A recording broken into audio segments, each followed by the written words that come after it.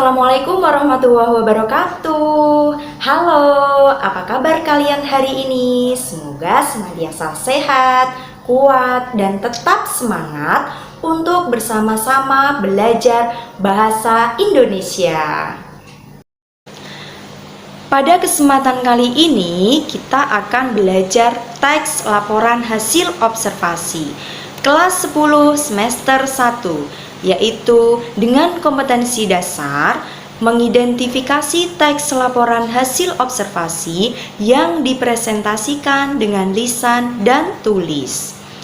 Adapun tujuan pembelajarannya adalah peserta didik mampu mengidentifikasi teks laporan hasil observasi. Sebelum kita menuju ke materi, saya akan bertanya dulu pada kalian. Pernahkah kalian melakukan pengamatan atau observasi? Dan pernahkah kalian membuat laporan hasil pengamatan atau observasi? Tentunya, dengan pertanyaan ini, kalian telah memikirkan, pernah tidak ya saya melakukan pengamatan atau observasi? Dan kira-kira apa saja ya yang waktu itu ditulis dalam melakukan observasi? Baik, untuk memahaminya, silahkan perhatikan contoh gambar berikut ini. Gambar apakah ini? Ini adalah sebuah museum. Pernahkah kalian berkunjung ke sini? Tempat lain misalnya. Tentu pernah kan? Kalau kalian amati, di dalam museum itu terdapat banyak hal yang dapat digunakan untuk membuat teks laporan hasil observasi. Seperti pada contoh gambar tadi, di situ terdapat berbagai macam benda. Ada wayang, patung, dan lain-lain. Baik, kita kembali lagi ke materi yang akan kita bahas ya. Apa pengertian dari teks laporan hasil observasi? Teks laporan hasil observasi adalah teks yang berisi tentang penjabaran umum mengenai sesuatu yang didasarkan pada hasil kegiatan observasi. Observasi. Apa itu observasi? Observasi adalah kegiatan kunjungan atau kegiatan pengamatan. Selanjutnya, ada ciri-ciri dari teks laporan hasil observasi, yaitu 1. Bersifat objektif. Artinya, hal-hal atau informasi yang kita tulis dalam teks laporan hasil observasi harus sesuai dengan apa yang kita lihat, apa yang kita dengar, dan hasil pengamatan lainnya. 2. Berdasarkan fakta.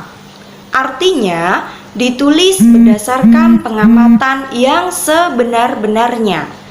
Jadi, kita tidak boleh menambahkan informasi lain selain dari apa yang kita amati. 3. Ditulis secara lengkap. Artinya, kita menuliskan hasil pengamatan kita dengan lebih detail tanpa ada satu informasi pun yang kita abaikan. Selanjutnya, setelah kita mempelajari ciri-ciri teks laporan hasil observasi, kita amati yuk, teks laporan hasil observasi pun juga mempunyai struktur. Struktur itu adalah susunan. Adapun struktur dari teks laporan hasil observasi yang pertama adalah definisi umum. Definisi umum adalah menjelaskan objek yang kalian amati. Misalnya, museum berarti museum itu adalah tempat untuk menyimpan benda-benda bersejarah dan lain-lain. 2. Deskripsi bagian. Di dalam deskripsi bagian terdapat klasifikasi untuk menggambarkan objek.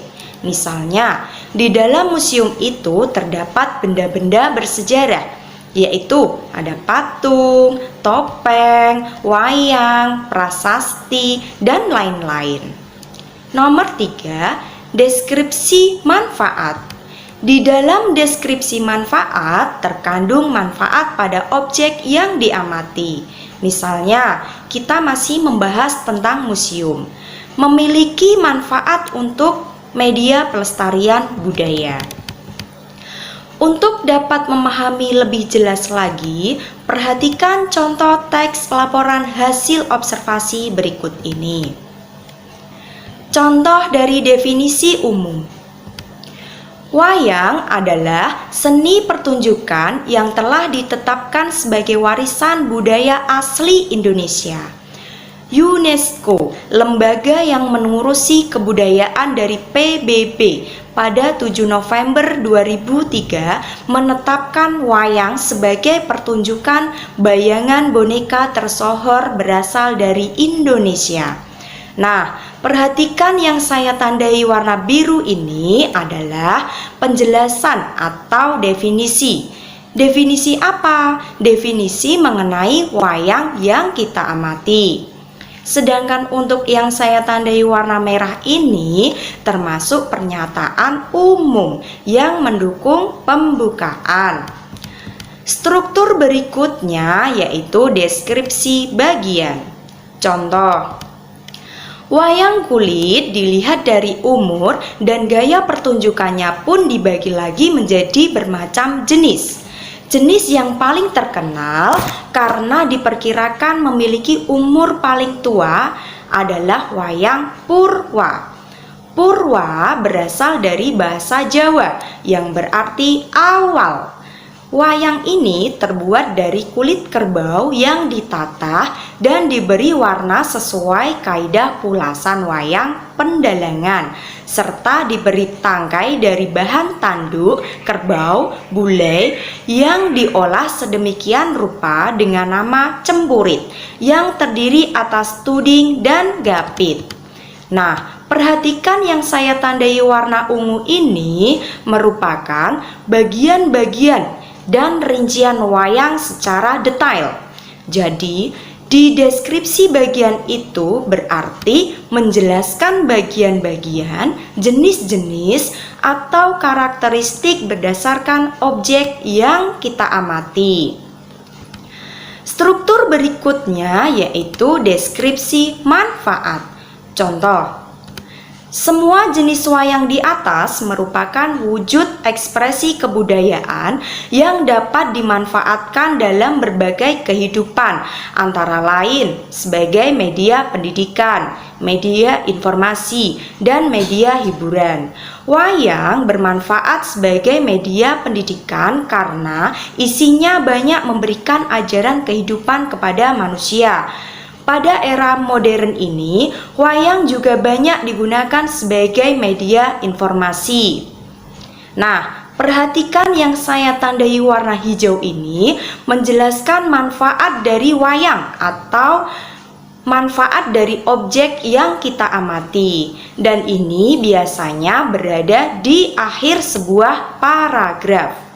Jadi, dari ketiga struktur itu, jika digabungkan menjadi satu, berarti menjadi salah satu contoh dari teks laporan hasil observasi. Baik, demikian pembahasan materi tentang teks laporan hasil observasi. Semoga bermanfaat ya. Sampai jumpa. Wassalamualaikum warahmatullahi wabarakatuh.